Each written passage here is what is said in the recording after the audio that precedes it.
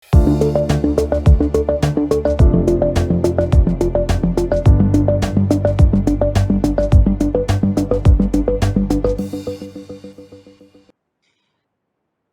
semuanya, kita sekarang sudah masuk ke modul kedua dari series ACI Sharing Knowledge kita. Oke, jadi bentar ya. Jadi di sesi sebelumnya kita sudah membahas mengenai overview secara high level ya, ACI itu seperti apa.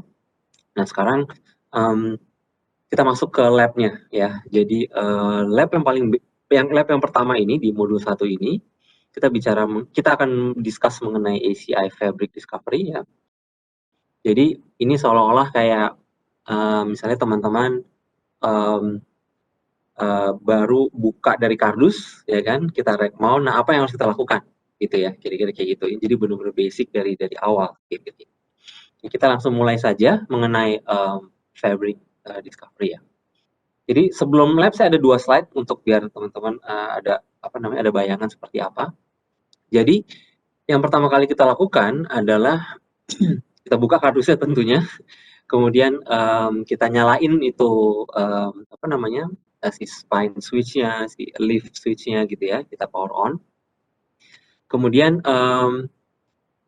Nexus 9K itu ada dua firmware ya. Jadi ada 2 tipe firmware, ada yang firmware NXOS, ada yang firmware ACI ya. Jadi kalau kita mau running Nexus 9K dengan mode SDN, which is mode ACI, itu kita harus make sure terlebih dahulu sebelum kita melakukan Fabric Discovery bahwa firmware yang running di perangkat Nexus 9K-nya adalah firmware ACI ya. Kalau misalnya ternyata saat dinyalakan firmware bukan firmware ACI, yaitu firmware NXOS biasa, which is itu switch standalone, kita harus upload image ACI-nya ke switch tersebut, kemudian kita reload switch-nya untuk make sure dia itu firmware ACI. Nah, untuk make sure bahwa switch itu firmware-nya adalah ACI, cukup simpel aja, nyalain switch-nya, kemudian colokin port console ke switch tersebut. Nah, yang kita output-nya adalah seperti ini. Saya coba langsung share aja, saya jam sedikit. Kira-kira seperti ini ya. Jadi ada seperti ini. Ini saya sedang mengkonsol ya, mengkonsol switch-nya. Nah, ini adalah kalau ada tulisan user access verification non login gitu ya, itu berarti dia itu firmware ACI. Jadi kalau saya login sebagai admin ya, ada tulisan ini ya, Fabric Discovery in progress. Jadi kita nggak bisa ngapa-ngapain ya. Jadi kita benar-benar nggak bisa ngapa-ngapain ya. Jadi itu yang kita kalau firmware NXOS, begitu saya login sebagai admin ya saya bisa config dia gitu. Jadi ini saya nggak bisa ngapain. Jadi benar-benar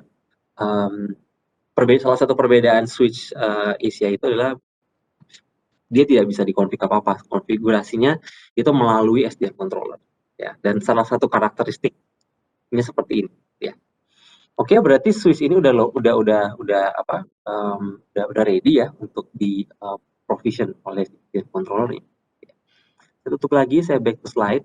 Itu pertama kali, mungkin bukan pertama kali ya, 0 ya. Soalnya di sini tulisannya 1 ya. Mungkin tahap 0 yang harus kita lakukan adalah itu ya. Nah, tahap berikutnya adalah kita harus make sure topologinya spine and leaf ya. Jadi ya kita mounting si spine-nya, mounting leaf-nya di rack data center kita ya. Kemudian cabling-nya juga kita rangkai seperti spine and leaf ini. Tidak ada kabel antara spine, tidak ada kabel antara leaf ya. Semua kabel itu dari spine to leaf. Namanya juga spine to leaf ya. Jadi seperti itu ya. Tapi kalau misalnya teman-teman nggak sengaja colokin kabelnya antara leaf to leaf atau spine to spine, nanti dia ada protokol namanya MCP, miscabling protocol, itu untuk mendetek kesalahan tersebut. Jadi dia akan disable by default. Ya, jadi jangan khawatir. Ya, tapi jangan sampai salah juga sih. Kayak gitu. Ya.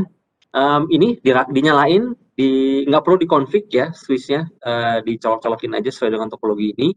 Kemudian berikutnya adalah kita connect Epic ya. Epic itu SDN controller-nya ya, kita nyalain tentunya, kita koneksikan Epic controller itu ke ke any leaf. Jadi kita bisa colok kemana aja gitu ya. Kita bebas. Kita bisa colok ke leaf 1, leaf 2, leaf 3. Bebas aja gitu. Teman-teman bisa pilih. Tergantung desainnya mau seperti apa. Oke. Itu kemudian berikutnya apa namanya yang perlu kita lakukan ya. Oke, sebelum saya tunjukkan bagaimana mengkonfigurasinya, saya balik ke slide ini dulu. Nah, sebenarnya Epic Controller ini ada berbagai macam tipe port ya. Ini saya tunjukin di sini. Ya. Jadi kalau kita lihat appliance Epic Controller, kalau di belakangnya ya, jadi di sebelah sini yang ada tulisannya M di sini nih, itu adalah CMC. Ya, CMC itu ya kayak remote. Bagaimana kita bisa melakukan remote KVM ya ke server ini gitu. Sebenarnya ini basically dia UCS server yang kita install software Epic ya menjadi appliance lah basically ya. Cuman bagaimana kita mengkonfigur pertama kali si server ini, si appliance ini itu melalui si apa namanya port ini. Jadi dinyalain aja servernya, nanti colokin VGA sama keyboard gitu ya. Nanti akan muncul IP, saat boot up dia akan ada IP address untuk si port ini gitu. Nah, nanti tinggal bisa dirubah ya. Nanti kita bisa intercept pakai F8 kalau nggak salah. Nanti kita bisa rubah IP-nya gitu ya. Nanti kita bisa HTTPS ke port tersebut. Nah, itu yang saya tunjukin nanti. Itu pertama port CMC ini. Biasanya colok ke OOB Management Network Anda. Terus yang berikutnya adalah yang ini, yang di sini ada tulisan, kalau misalnya ada tulisan kecil di sini, ETH1 dan ETH2, di sini ada tulisan OOB Management. Nah, OOB Management ini nanti adalah port yang kita colokin juga ke OOB Management Network kita. Ya, jadi nanti ini port harus kita kasih IP saat setup. Ya, gunanya apa? Untuk apa namanya? Saya bisa akses Epic-nya, GUI-nya. Ya, kemarin yang saya tunjukin GUI-nya itu adalah sorry, di modul yang pertama itu adalah saya mengakses IP address dari OOB Management ini. Dia ada 2 redundant, colok aja bebas di mana aja. Dan yang berikutnya adalah di atas ini, di sini ada 2 fabric ya. Nah, di sini adalah port yang untuk koneksi ke leaf. Jadi yang di slide sebelumnya, yang connect ke leaf itu adalah port ini. Ya, jadi dia mau slide sih 10 giga ya, port 10 giga ya kita connectin ke leaf. Ya. Jadi kita support yang SFP base, ada yang support yang UTP base juga sudah ada. Gitu. Ini Epic controllernya, jadi kita harus siapin dulu cablingnya ini. Kemudian berikutnya leaf-nya, jadi leaf-nya kan ada leaf to spine ya. Jadi apa yang kita colok dari leaf to spine itu port yang mana gitu ya. Jadi kalau kita lihat leaf switch, yang di paling kanan ya itu ada uplink portnya. Ya, jadi di Asia itu ada 2 tipe port, ada downlink port dan uplink port ya. Yang kita koneksikan ke spine adalah uplink portnya. Ya, jadi kita bisa pakai kabel, dan portnya yang per hari ini yang available adalah form factor bentuknya QSFP ya. Jadi nanti itu dikoneksikan ke spine-nya. Nah, spine ini bisa connect kemana aja ya. Jadi seperti itu ya. Connectin dari port ini ke any available spine ya. Itu saja ya. Baru setelah ini, setelah cablingnya sudah ready semua, kita setup Epic controllernya. Saya akan tunjukin gimana cara men-setup Epic controller from scratch. Tapi untuk di lab saya, seperti di modul saya tunjukin, sangat sederhana. Jadi saya cuma punya satu apa namanya Epic controller, satu leaf, satu spine. Jadi ya minimalis sekali, cuman mudah-mudahan dapat apa namanya bayangannya seperti apa kalau kita punya fabric yang sangat besar. Sama aja sih. Oke, saya akan tunjukin ininya. Saya keluar dari slide dulu ya. Oke. Jadi saya buka web browser ya. Ini adalah IP address dari CIMC tadi, yang port CIMC management servernya itu. Kemudian saya klik launch KVM console di sini ya. Nanti akan terlaunch ini. Ini dia. Nah, ini adalah seolah-olah KVM-nya. Kalau misalnya teman-teman males akses pakai CIMC ini, mungkin juga bisa colokin VGA atau monitor VGA atau keyboard langsung ke servernya, juga dapat screen-nya, juga nggak ada masalah. Jadi kalau misalnya ini benar-benar clean dari kardus gitu ya, itu nanti akan ada press any key to continue. Jadi saya press any key to continue. Nah, ini Epic controller ya.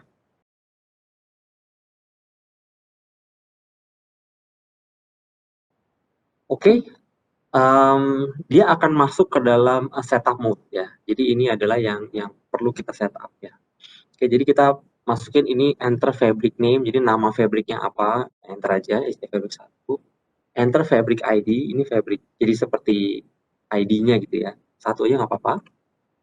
Nah, ini antara number of active controller itu penting sekali. Jadi most likely kan akan ada 3 ya, ada 3 active controller ya. Jadi apa namanya? Kalau kita berencana untuk mengimplementasikan 3 API controller, kita pilih 3. Tapi kalau misalnya dalam lab saya cuma punya 1 kan, saya harus isi 1. Ya. Kemudian enter port ID, nanti saya akan jelaskan multi-port itu seperti apa untuk di ACI Anywhere, tetapi kalau kita start awal, kita implementasi port 1 dulu.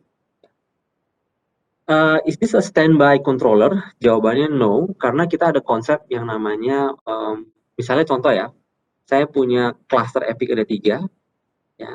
Nah, saya punya Epic keempat nih sebagai standby, jadi kayak hot standby gitu ya. Jadi kalau Epic ketiganya mati, saya bisa angkat manual si standby Epic ini untuk menjadi untuk mereplace Epic yang rusak gitu secara langsung, secara cepat.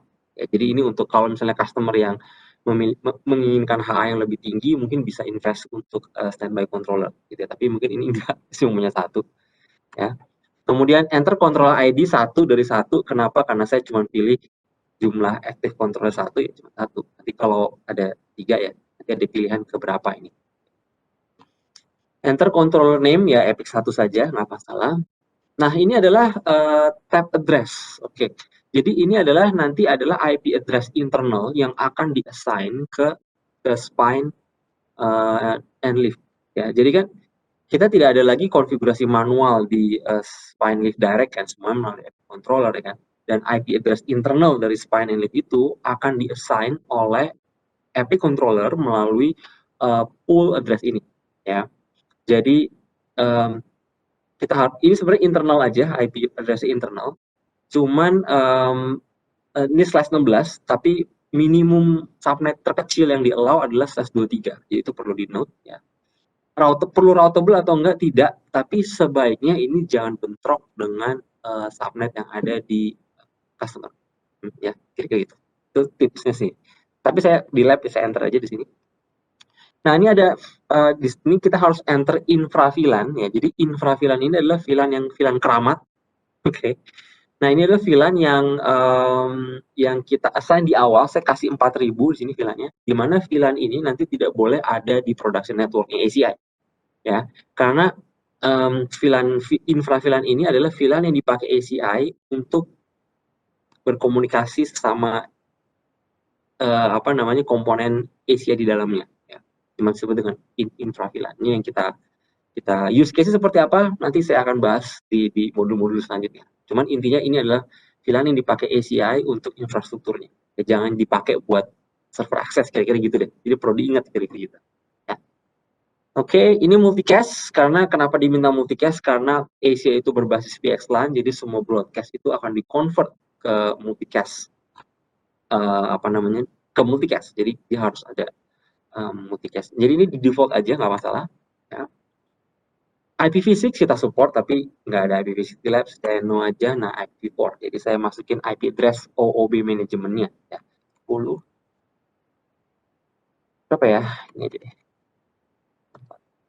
Okay. Default gateway-nya. Ini default gateway manajemen ya. Auto aja nggak masalah. Strong password ya, biar gampang aja sih dibikin. Nah, ini isi passwordnya sih.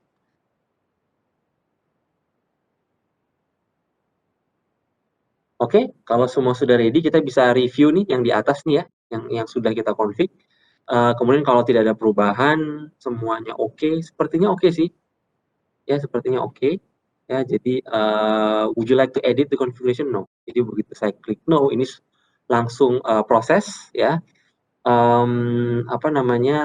Kita tunggu aja ya mungkin bangsa 5 menit gitu ya kan. Nanti dia akan begitu proses selesai, saya bisa mengakses via web browser IP address menggunakan IP address management yang kita sudah sign. Ya, jadi kira-kira itu. Jadi mungkin akan di fast forward ya. Kira-kira kita tunggu aja selama 5 menit. Kira-kira gitu. Oke.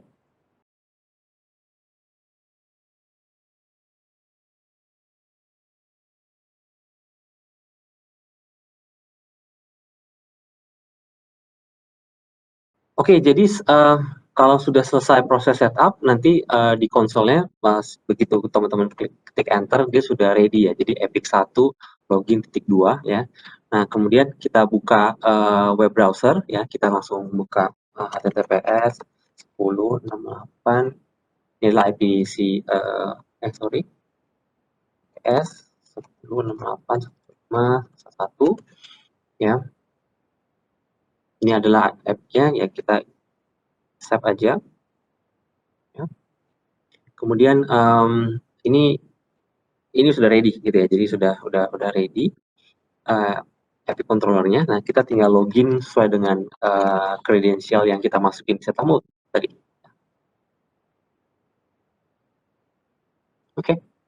Jadi ini ada beberapa guidance sebenarnya ya. Kita bisa klik begin first setup di sini ya. Kita bisa klik di sini. Ya. Jadi ini ada beberapa yang harus kita konfigurasi. Cuman saya tutup aja ini. Nanti saya langsung saya bisa lakukan, bisa mengikuti ini satu persatu ya. Tapi atau saya bisa lakukan manual. Saya tunjukin dengan cara manual. Saya tutup di sini ya. Nah, yang pertama kali kita harus lakukan adalah kita akan melakukan yang namanya fabric discovery. Ya, jadi itu adalah gimana Epic Controller itu mendeteksi spine and leaf dan mengkonfigur si spine and leaf. Jadi kita klik ke menu fabric, ya, kita klik fabric membership di sini. Ya. Jadi di sini ada registered nodes, masih kosong, belum ada yang register, ya. Tapi kita bisa klik node pending registration. Nah, lihat itu, ini ada satu. Nah, di lab saya kan ada spine dan leaf. Kenapa nggak dua-duanya gitu? Kenapa hanya leaf?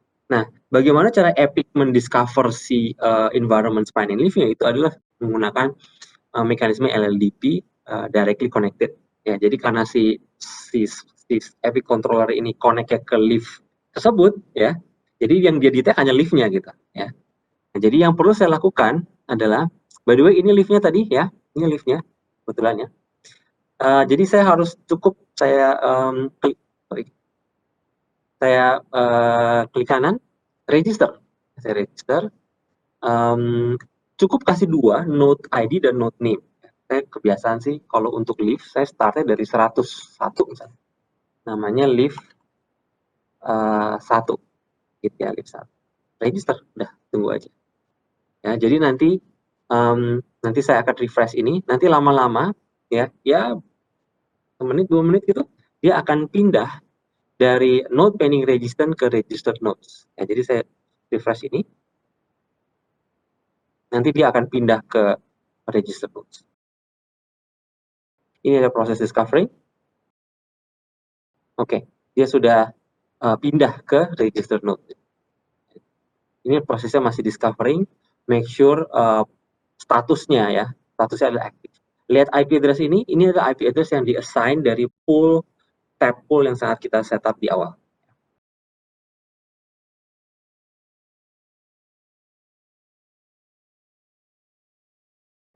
Oke, sekarang status sudah aktif ya. Kalau sudah aktif, saya bisa lihat konsolnya di sini. Ini begitu saya klik enter, ini sudah berubah menjadi leaf 1. Ya.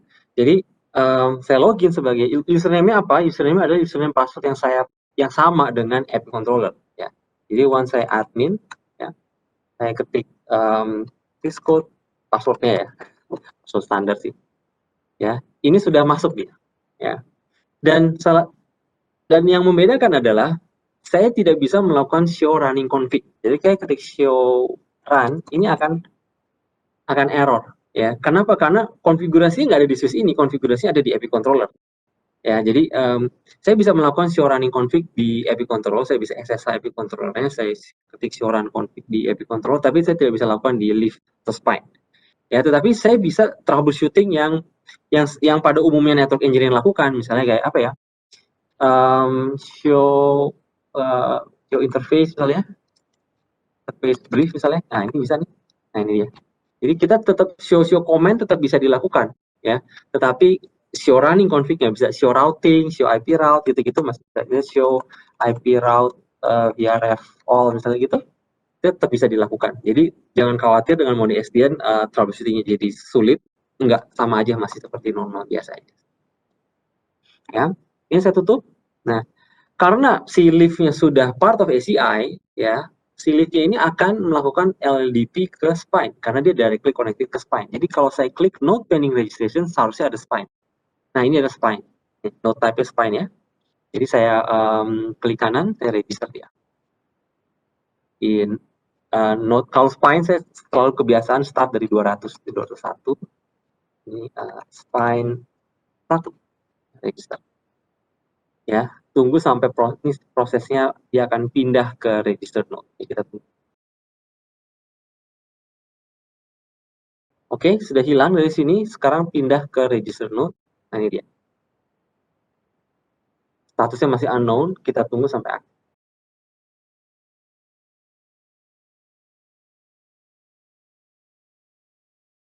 Oke, sekarang statusnya sudah aktif ya untuk spine-nya ya.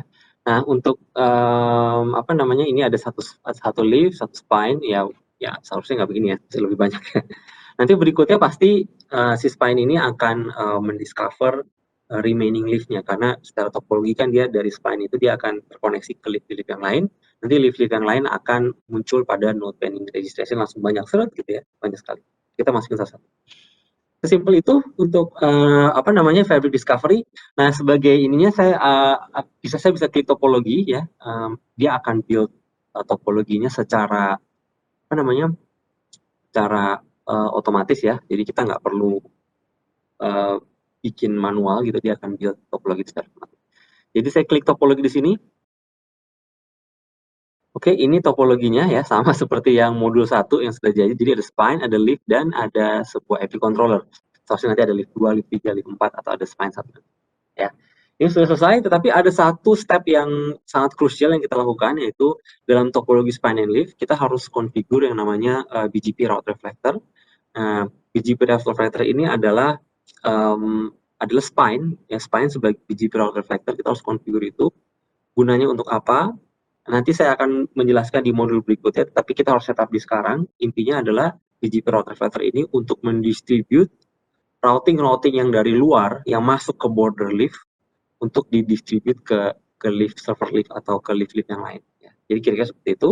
Nah, kita harus settingnya di mana? Saya klik menu sistem, kemudian saya klik system settings, sini. Kemudian saya pilih BGP route reflector. Nah, saya harus assign ini BGP route reflector, misalnya kasih IS number ya, 65.000 aja yang private. Kemudian saya harus pilih route reflector siapa. Jadi kalau saya punya 2 spine, saya harus masukin dua-duanya spine itu ke dalam route reflector ini.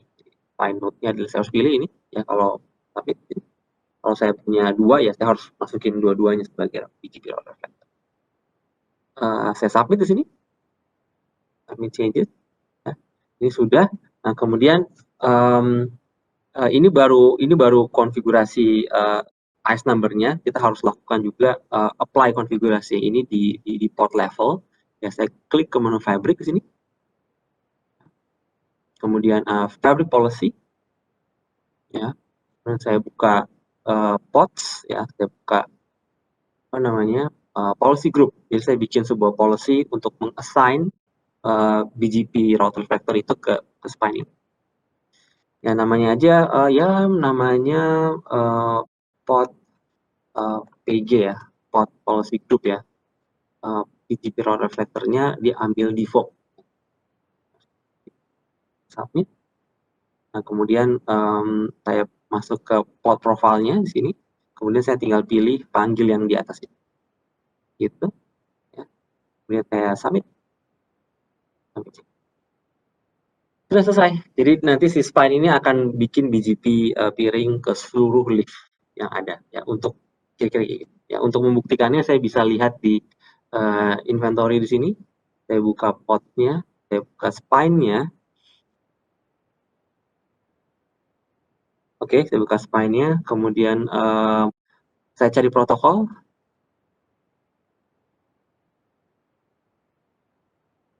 Saya cari DGP. Nah, di sini, ya. Nah, saya cari neighbor, ya. Nah, di sini ada neighboring. Jadi ini artinya di spine ini sudah neighbor ke leaf. Jadi kalau saya punya 10 leaf, di sini akan neighbornya akan masuk 10. Jadi kita nggak perlu bikin DGP neighbor manual, tapi secara otomatis kita cukup mendefine IS number-nya berapa, spine-nya siapa, dan assign dia ke pod policy. Dia akan langsung pilih. Itu untuk kebutuhan mendistribute route dari outside ke leaf yang lain. Kira-kira kayak gitu. Itu aja dari Fabric Discovery ya. Jadi nantikan modul ketiga ya, di mana modul ketiga nanti kita membahas lebih ke bagaimana kita mengkonfigur real policy-nya, tenannya seperti apa. Jadi mudah-mudahan dengan modul ini teman-teman bisa lihat sangat mudah untuk deployment mendiscover ACI Fabric, ya, membuild ACI Fabric from scratch. Itu saja dari saya. Terima kasih.